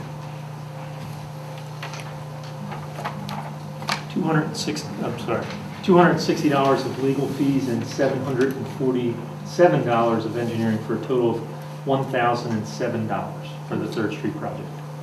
All right. All those who favor payment of those bills for the month of February, concerning the general fund, the recreation fund, liquid fuels fund, and the capital fund, please say aye. Aye. Aye. Those opposed, please say nay. The motion passes. Second on my agenda is a grant agreement with the Pennsylvania Department of Education. For those who have been following the news, the library recently received a $500,000 grant from the Pennsylvania State Department of Education. Media Borough is the sponsor of this grant, therefore we will be the ones submitting the bills to the state on behalf of the library. And so we've received this legal agreement, our solicitors reviewed it, and effectively there is no obligation to spend the money, but obviously the library has said that they're in favor of moving forward with the project, and therefore I would ask that Borough Council enter into the grant agreement with the Pennsylvania Department of Education for the purpose of acquiring $500,000 in funds for the library renovation project. Is there a second on the motion? There is a second on the motion. Any discussion on the motion? Call the question. All those who favor the borough enter into a grant agreement with the Pennsylvania Department of Education for $500,000 to the library renovation project, please say aye. Yes. Aye. Aye. Those opposed, please say nay. The motion passes. Thank you. Number 3 on my agenda is actually a subcontract agreement with the library. This was drafted by our solicitor. This would essentially be the agreement with Media Borough and the library in terms of how they would submit fees to us and get reimbursed by the borough. At this point, I'm actually not bring this to vote this month because the library has not met as a board about this, and I believe that we should discuss it further in workshop next month. I agree. There's no timing issue on this. I think the grant is important to get going, and we should bring this up next month and discuss it fully. So I'll move on to number 4 on my agenda. This was brought up last month. It's the ratification of the revised agreement for review and duplication of business records. Again, for residents, last year Syntax went out of business. When that happens, it tends to be a sticky situation. This particular agreement is on behalf of the Central Tax Bureau of Pennsylvania and a company called the Don Wilkinson Agency, who's acting on behalf of their agent. And what it allows them to do is duplicate records in their possession for the Central Tax Agency in order to shut it down. It also includes their ability to destroy those records. Media Borough's representatives went to collect any records that we did have as part of this collection. And we've spoken to both tax collectors who have said that they are not missing any records whatsoever. And so I would therefore move that Media Borough enter into the revised agreement with the Central Tax Bureau of Pennsylvania and the Don Wilkinson Agency for the duplication of tax records in connection with the shutting down of Central Tax Bureau. Is there a second on the motion? Second. Any discussion on the motion? I'm still not sure if this is legal, but Well, it's legal. We have full recourse under the state of the law. But a judge did order that this was legal, so, you know. can a judge supersede state statute? The judge is in receivership, the judge ordered this, we got our records. I mean, our records have been obtained, we've obtained our records and it's therefore moot as to this borough. So we have this is really more of a matter of a housekeeping Yes. matter. That's correct. Any further discussion on the motion? Call the question. All those in favor of ratification of the revised agreement as outlined by Councilman Davidson, please say aye. Aye. Aye. Those opposed, please say nay. Nay. Motion passes.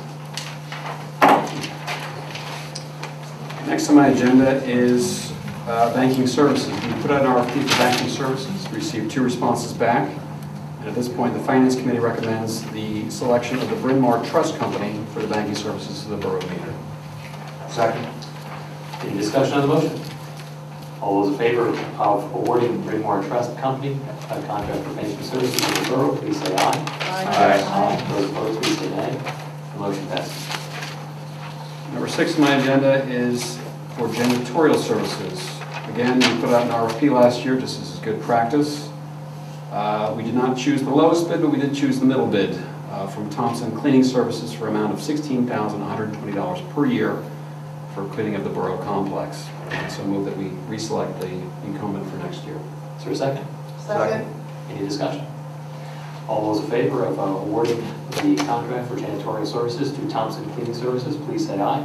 Aye. Aye. Those opposed, please say nay. Motion passes. Okay, number 7 on my agenda, this is actually a ratification. We discussed this in workshop. We preliminarily approved Peterson, Fio and Company, a local auditor in media, as auditors for Media Borough. At this point, I move that we ratify the agreement to use Peterson, Fio and Company as auditors for Media Borough 2012 financials, the NBA's financials for 2012, and the fire company's financials for 2012. Is there a second on the motion? Second. Any discussion? Call the question. All those in favor of ratifying the proposal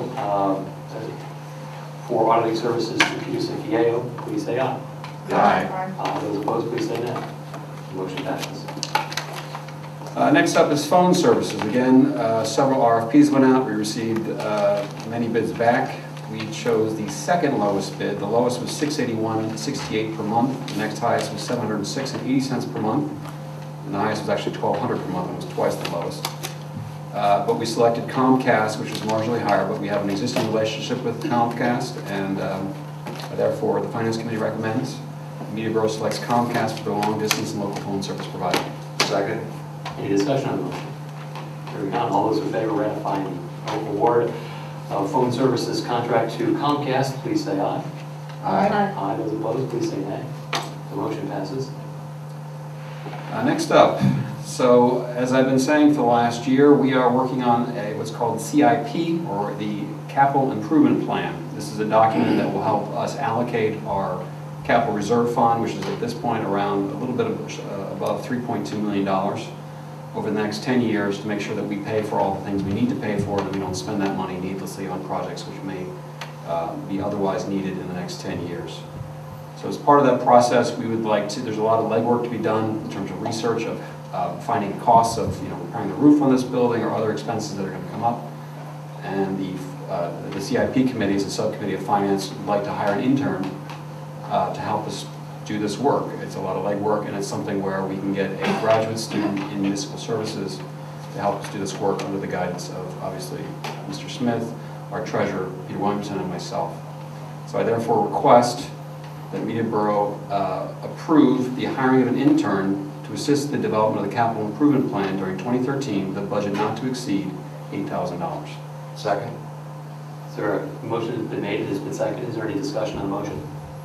Hearing none, all those in favor of ratifying the hiring of an intern for purposes of helping develop the capital improvement plan, please say aye. Aye. Aye. Those opposed, please say nay. The motion passes. And finally, more bookkeeping request. Historic Architecture Review Board would like to hire a graphic designer to assist in developing written design guidelines for their certificate of appropriateness for Media's 3 historic districts. They've requested the same budget as last year for a total of $2,000. Their current budget within our fiscal year 2013 budget is $500. So I therefore move that we increase the budget for HARB by $1,500 for a total budget of $2,000 to allow them to hire the graphic designer. Second. Is there any discussion on the motion? Then call the question. All those who favor approving the request from the Historical Architectural Review Board to raise the amount that's budgeted to them to $2,000 for purposes of hiring a graphic designer, please say aye. Aye. Aye. Those opposed, please say nay. The motion passes. Thank you. The other news I have is just library. As you can tell, they are excited about moving forward with this project. They are still working on raising money for anyone who is interested in helping the project out. They are looking to residents to help them raise money. You can find out more information on their website, mediauplibrary.org. And at this point, they are working on with the architects in terms of the construction documents and getting that going as soon as possible. And that's basically all I have to report. Excellent. Any questions for Councilman Davidson? Any news on Upper Providence getting matching funds? No. No, to the point. Any other questions for Councilman Davidson? Hearing none, we'll move to Recreation and Shade Tree. Councilwoman Rowe.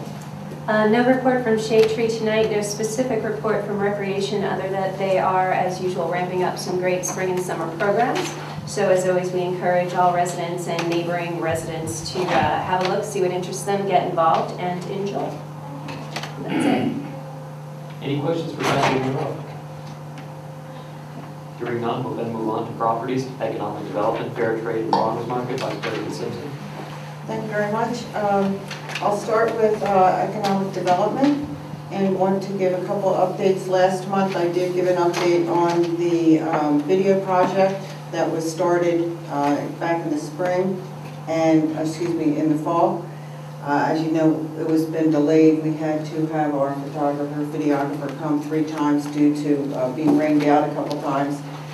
We went through first review process and determined some areas we would like to have modified and a few things added into the program, and that's happening in April, so we will be looking forward to that coming out at the end of the editing and final review. Also, economic development-wise, there's a lot of exciting news. We've been talking about different things, bringing people to town, and the variety of things that are happening between Fair Trade having their national conference here last month with people wanting to come to media to film. There's an event that's going to be taking place May 30th, 31st, and June 1st. And we will have the hosting, Media Borough hosting, presented at the Media Theater, the International Opera Theater, which is based in Philadelphia and Italy, and the U.S. premiere of the opera Iago will be presented for these 3 days. This is a play written in the Shakespearean theme, It was inspired by the characters of Otello and Verdi, and they're bringing in voices from across the country, as well as Italy. A student from the boys choir in Philadelphia that is auditioning. They're bringing in a full orchestra. So they've rented out, the group in the organization has rented out the media theater.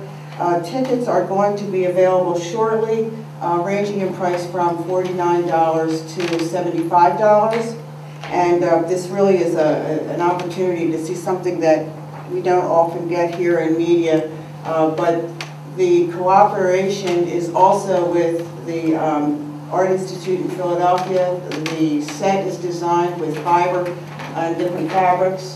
So this actual flyer I have right here, they do have in bigger poster size, but this was also the page out of the U.S. Airways magazine, international magazine flights. So they're doing a great job with promotion. It's really an exciting event, and hope that council members will take advantage of something that's a first time in the U.S. release.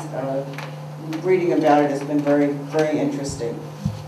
Again, that was May 30th, 31st in June. There'll be 3 evening performances, one each day at 8 o'clock. Farmers Market, again, will be ramping up in May. Really, no other news about Fair Trade or Farmers Market other than keep posted. You can sign up for their newsletters as well on their websites. A little business regarding properties. Item number 1 says request for proposals, but actually a little investigation has shown that the cost for the tree removal of the downed trees in Hoopman Park falls below the threshold for needing to go out to RFP. So we will be getting 3 bids, make a selection for the vendor to provide those services. But I will need to make a motion to authorize, and I am making a motion to authorize advertisement of bids for the parking garage maintenance. Second. Is there a second? There is a second. Any discussion on the motion?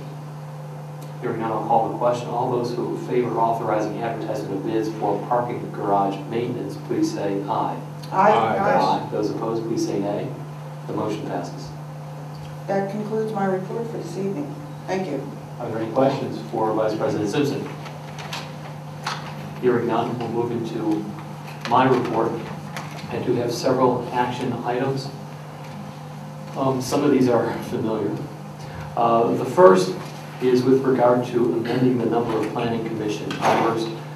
Those of you who tuned in last month probably will recall that we had authorized our solicitor to draft an ordinance that amended the number of Planning Commission members from 9 to 7. Currently, it is a 7-member body. It's functioning very well as a 7-member body. And there is danger that if we move it to 9, that at times there will be difficulties with having a quorum present to conduct the regular business of the Planning Commission. So I move that we adopt ordinance number 1103, which amends the number of Planning Commission members from 9 to 7. Second. A motion's been made and seconded to amend the number of Planning Commission members from 9 to 7 with ordinance number 1103. Any questions on the motion? All those in favor? Yes. Aye. Anyone opposed? And the motion carries. Well, the next motion really is a repeat performance. Last month, we adopted a resolution that would permit, as more of a housekeeping matter, it's with regard to a planning module, sewer hookup for a project at 6th and North Olive Streets. This is a project that was approved by council going back about 4 or 5 years ago. It is only now apparently getting underway, and in order for them to proceed, they need to have the approval to hook up with the sewer system. We adopted a resolution last month that permitted them to do so, but there was something of a bureaucratic snafu with a timing issue, and I have to ask. Apparently, this came too early in the game for the DEP, and so they've asked us to make another motion, Redo it. just to redo it. So with that long preamble, I move that we adopt resolution 2013-02 with regard to the DEP planning module for the 6th and North Olive project. Second. Is it 20 on, is it 02 or 03? It's 03 in line. 2013-02 it says on mine. It's just so 3 on the agenda. We must have an older agenda. Yeah, the newer agenda says that. Would the maker of the motion modify that to reflect resolution number 2013-03? Absolutely. And a second? Second. Okay. So, call the question regarding resolution 2013-03 for DEP planning module at 531 North Olive Street. Any questions? All those in favor? Aye. Aye. Anyone opposed? And the motion carries. Okay.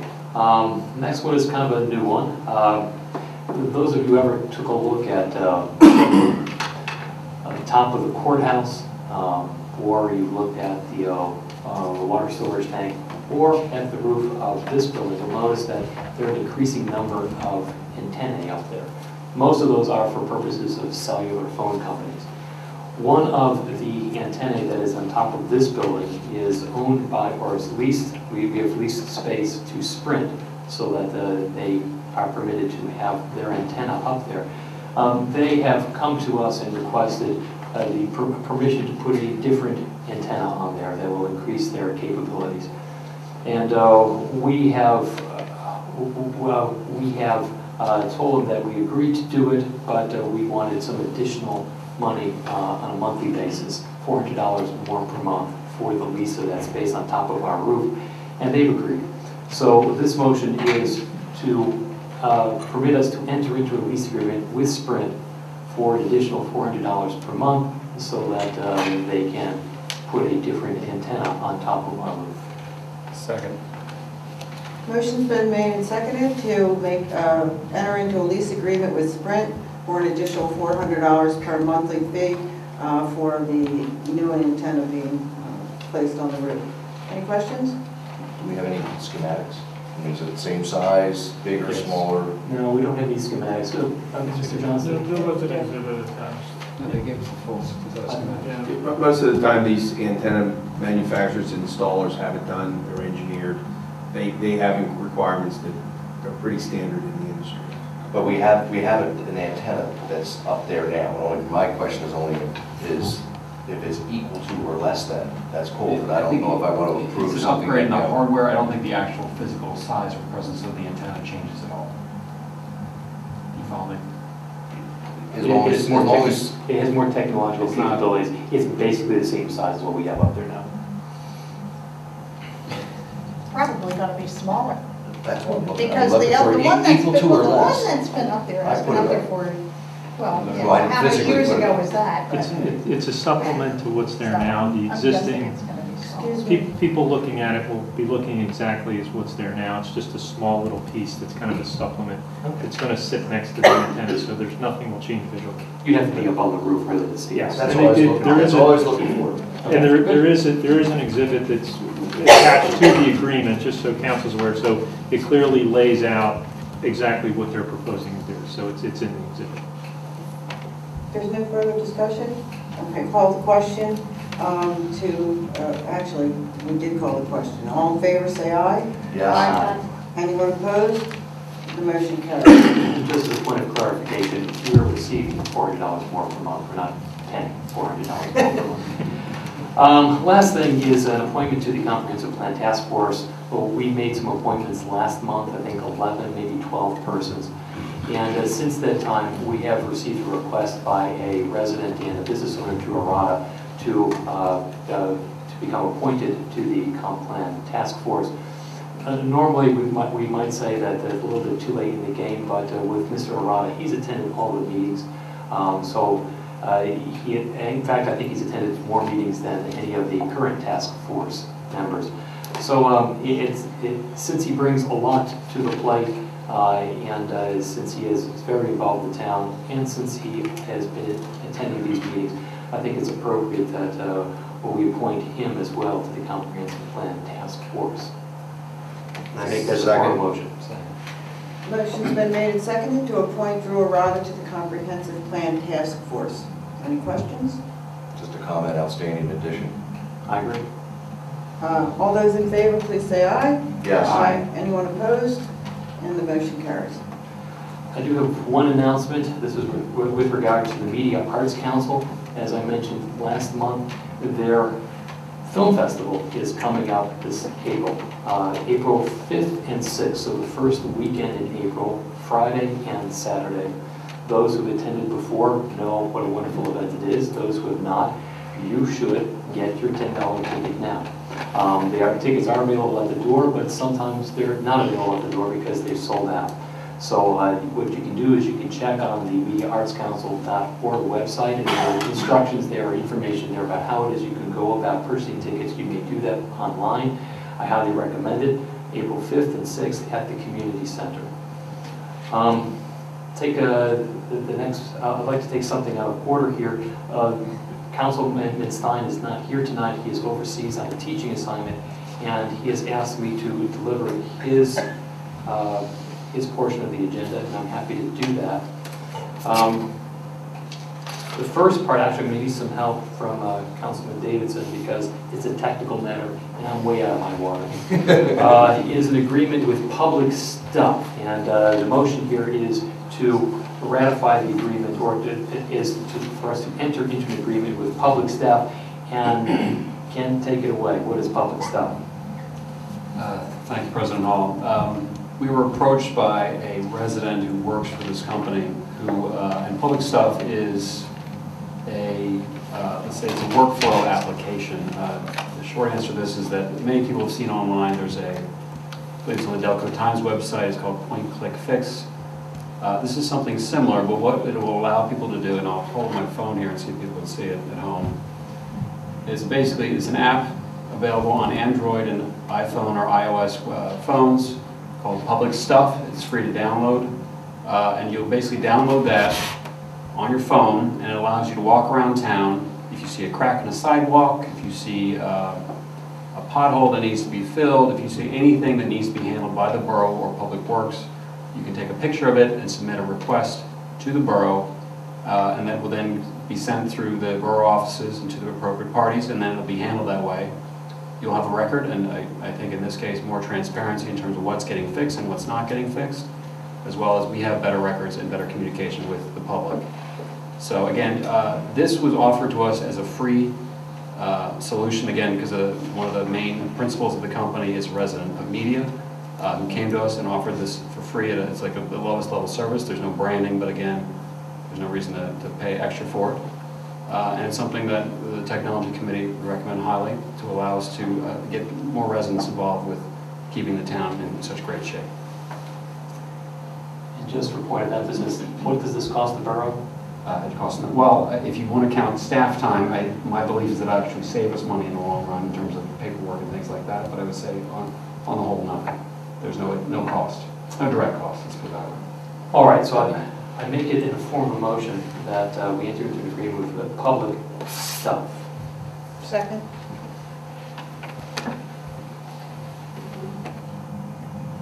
Discussion? He asked me if we have Is there any discussion? Of course. I do have a question regarding the staff with this. Is this something that when people log in off their app through their phone or whatever, does the staff have to, does it go automatically into the system, or does the staff have to kind of download all this information into their system and then funnel it out? I mean, how does that work? Of getting the information from your phone to... We currently have a complaint system. Will it? Correct. So this will supplement that complaint system. They have the ability to import let's put it this way, it's a web application. So the data will sit in the cloud. We own the data. We can download the data anytime we want and get a full copy of it. I think right now the complaint system is an Excel spreadsheet. This is a relational database which is backed up and stored in the cloud. So does that answer your question?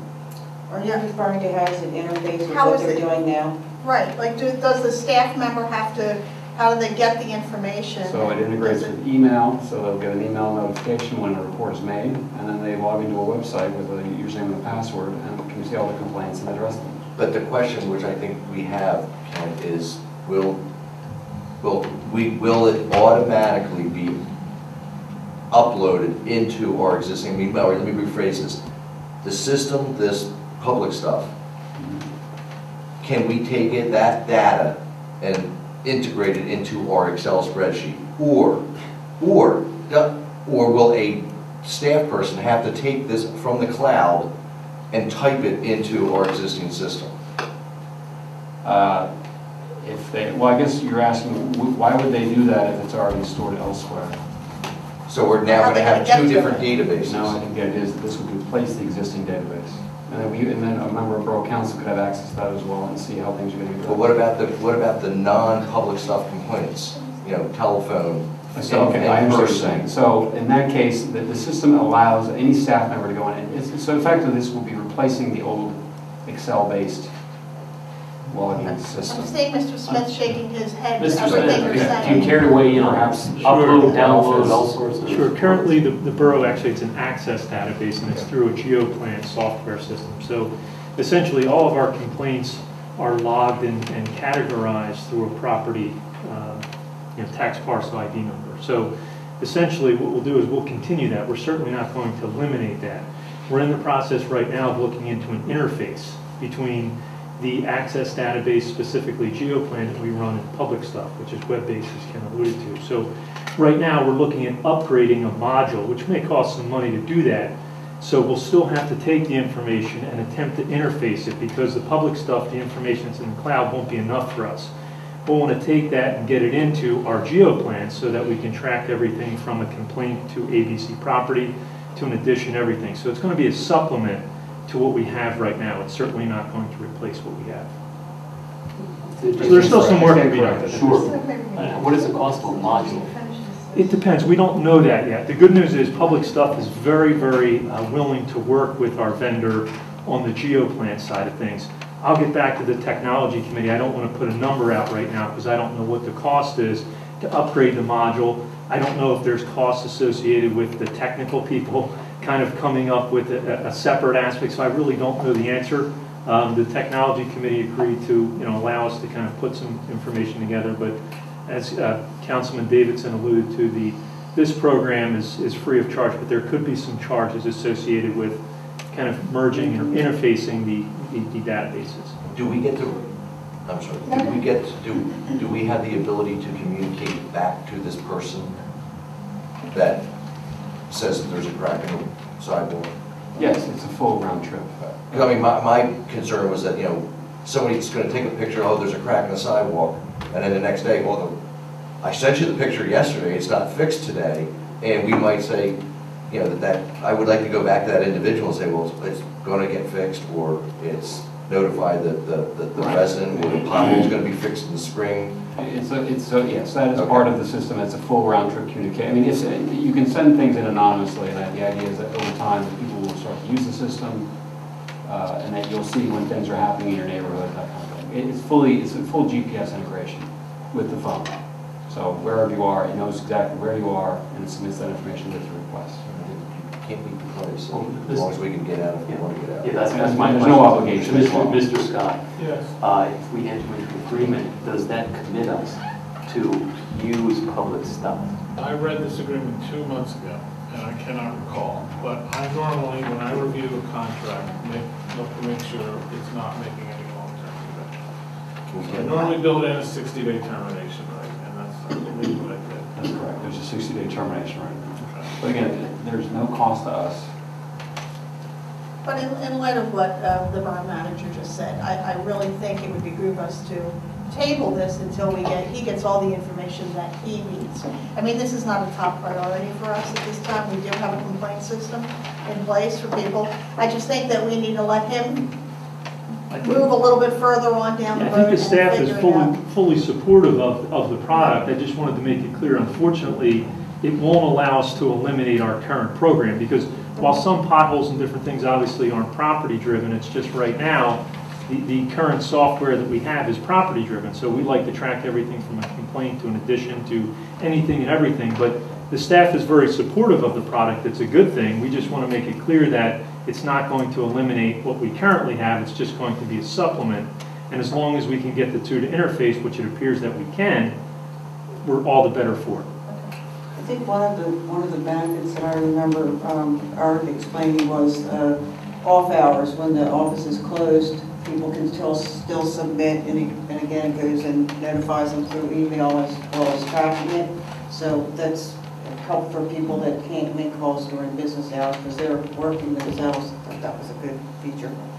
Well, that's good, but I honestly think that we could wait another month until we get a little bit more information. I'm not going to disagree. I don't think I'm going to disagree. I think that we should have Bob Scott take a look at this again, just to make sure that we're okay. If we choose not to use it, then we're not committed to anything. And there does not appear to be any compelling need to move on this tonight. So I don't think an additional 30 days is going to be any problem. So I withdraw my motion concerning this, and we'll revisit this next month. But we can definitely tell the public they can still call in if they see a crack in the sidewalk Absolutely. or a pothole that needs to be fixed. Correct. So. And we encourage you to. Or email, whatever. All right, so having come full circle on that motion, there is another motion that is under Dr. Stein's agenda. It's with regard to an appointment to the Media Business Authority. The Media Business Authority has voted to add the owner of Lotus Farm to Table Restaurant on State Street. Her name is Courtney Rosas. Close enough, I take it. They voted for her to be added to the board. She has served the NBA in the past, has worked as a liaison to the farmers market. And I make that in the form of a motion that we appoint Ms. Rosas to the Media Business Authority. Second. Motion's been made and seconded to appoint Courtney Rosas to the Media Business Authority. Any questions on the motion? Kevin, is this a new position or filling a position that's currently vacant? I mean, I'm not sure. I mean, do you have? Our bylaws allow for up to 15 members, so it's not filling a vacancy, but it's not adding a position either. It's within the 15. But if you have 15, so all right. So how do you have your quorums? You can be up to 15. So you don't have any quorum requirements then, because if you can have 15, you can also have less than. Half of active members plus one is our quorum. Okay. I'll call the question. All those in favor, please say aye. Aye. Anyone opposed? The motion carries. Those are my action items under Technology, Media Business Authority, and Environmental Advisory Council. There are a few announcements. Next NBA event is the Americana Roots Ramble on April 20th. It's always a great event. This year they are featuring Ben Vaughn. Ben Vaughn is a well-known figure. He has a nationally syndicated radio show, The Many Moods of Ben Vaughn. So it promises to be a great event. Please come out April 20th, and hope to see you there, the Americana Roots Ramble. And there are a few other announcements here that are worthy of mentioning. The NBA has announced that a board member has been assigned to each business, and that board member acts as a representative and a point of contact for questions, a request for information, etc. This is kind of an outreach program that the NBA is initiating. I think it's a great idea. I commend you for it. Let's see, what else do we have here? The other things, I think that they can wait until next month, or more in a matter of proposal. So that's the end of my report. Any questions for President Paul? Move on. All right, let's move on then. Health and Historic, Councilwoman Rivera. We're going to end with a bang. I don't have anything. I do want to say one thing. I want to thank all council members for approving the monies for the hardboard. They'll be very happy to hear that they have enough money that they can finalize the second portion of the project that they've been working on for a year and a half now. And and I look forward to having the full booklet that they're going to have for us. Thank you, we're So just thank doing you. our jobs. That's right. Any questions for Councilwoman Does no one have Moore? a half-hour discussion on that? We can. Paul, turn it to you. He's done. Well, I do have a He's done. He's question. not allowed to I say was it. going to ask you, Brian, with CDC, is if you could, I think it would be good at a public meeting to give some clarification to the last, the votes from the planning commission that, you know, they were mixing apples and oranges with their vote with regards to Wawa, where they were trying to wrap the Wawa application to a zoning change application, which isn't really permitted under code. And that's where, I mean, I've had a lot of people trying to say, you know, what's going on? I'm going, well, it's really that the vote that they took isn't a valid vote. Because you can't have a planning application married to a zoning change. You can, and if I'm not mistaken, I thought that it was reported that they voted on the zoning change in this. This is the amendment to the zoning map. And then the current vote that was, I guess, at this month. There was a vote. It is kind of a strange situation. I think it's reflective of the complexity of the project. Next month, I anticipate that we will have a vote that is related to the Wawa project, and that's with regard to a request by Commonwealth Real Estate to amend our zoning map for a little, I should say a little, a portion of the property. They wish to have that rezoned from residential to commercial, essentially. And we'll take a vote on that, I anticipate, next month. Planning Commission has before it right now the application. They are not finished with their review. They are not going to, they will not finish their review until at the earliest this coming May. Can you give a greater clarification on the vote is 6-1 that was referenced in numerous newspaper articles where they were saying they are amenable to the plan and the zoning change, as long as that zoning change is only applicable to that application, which under Pennsylvania code, you can't have a zoning change applicable to a singular application. They can give us an advisory suggestion to change the zone, but they can't say, we'll change the zoning, but only change the zoning for this application. Well, I don't know that it's appropriate to get into the legalities of this now, or perhaps It's all Mr. Scott. advisory, I mean, Yeah, it's all all the votes are advisory, they don't change the status quo. They're the Planning Commission does wonderful work for media. I understand that, Mr. President, but the general public sees a large article that says, you know, Wawa 6-1, and it's like, but what they voted on isn't even permitted to be voted on. So, I mean, I agree that they're advisory. I was just looking for you as the liaison for the Planning Commission to give somewhat of I want to say an update, so at least that people will recognize that, you know, the vote that was taken, even at an advisory level, was an incorrect advisement to us because what they voted on isn't permitted to be done under Pennsylvania code. So this probably does not come before us until May, maybe not even until June. The Planning Commission did vote to make certain recommendations to Borough Council with regard to that project. Their review, however, has not been completed. That's a source of some confusion for me and perhaps for Council as well, that a recommendation was made before completion of the review. Whatever the result of the review, it is done on an advisory basis. We are not bound by their vote or their recommendation. They do wonderful work, but they are an advisory body.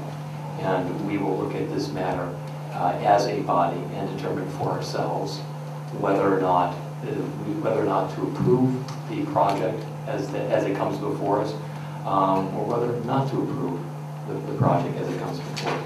I'm not going to sit here now and make any pronouncements as to the legality of anything that the Planning Commission has done, because ultimately it is advisory. But that's where things rest right now. It has not come before Council. This project has never come before Council. It will come before Council at the earliest May, maybe even later than that, after the planning commission has completed its review. I know that that's a lot to digest, but as I said before, it is a complicated project because of the amount of relief that the applicant is requesting, because part of the land that the applicant is looking to develop actually is borough land. So there are a lot of things that are in play here, and I don't think that it's my role at this point to make any pronouncements about the project until after it has gone through the full planning commission project. I know, Paul, you're probably not going to be fully satisfied with that, but I don't feel that it's appropriate for me now to weigh in on the topic. Then I'll ask the Mr. Solicitor, under Pennsylvania law, can you attach an individual application to a zoning change? Or is it the zoning change needs to stand on its own? I'm not quite sure I follow. The planning commission said that to change the zoning from R3 to commercial, HBO, only if it was to pertain to that singular application of wildlife. The zoning change, if it were to go into effect, you can't say it has to be a law. I think that's where you're going with this? And that's And that cannot be. right. So when they're going to make a zoning change, it has to be based on, we don't think this area should be zoned R3. And we're going to change it from R3 to commercial, and now it's commercial, and anything commercial can be built here. That's correct. Right. Right. But that's not what I think occurred. Because what I understand is they voted to not allow it to go from R3 to HBO under the MPC rules, which is you got to vote on a zoning change not attached to an application. Then in this month's meeting, they voted to say, well, gee, we don't have an issue as long as it's the Wawa. And that's where I'm getting numerous calls from, is like, is this a done deal? And I'm going, one, it's advisory, and two, you can't attach, they would have to sit there and attach it, they cannot attach it to a singular application. It is not a done deal, as I said before. It has not come before council yet for a vote.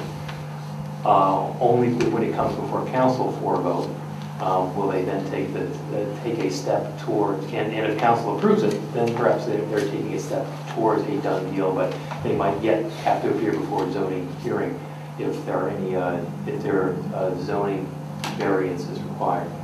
But it is not a done deal. If that's what the members of the public are concerned about, it is not a project that has come before council for a vote. It is not a done deal. Thank you. You're welcome. Public comment privilege of the floor. Does anyone wish to come before council at this time? Well, I'll entertain a motion for adjournment. Motion to adjourn. Second. We are adjourned.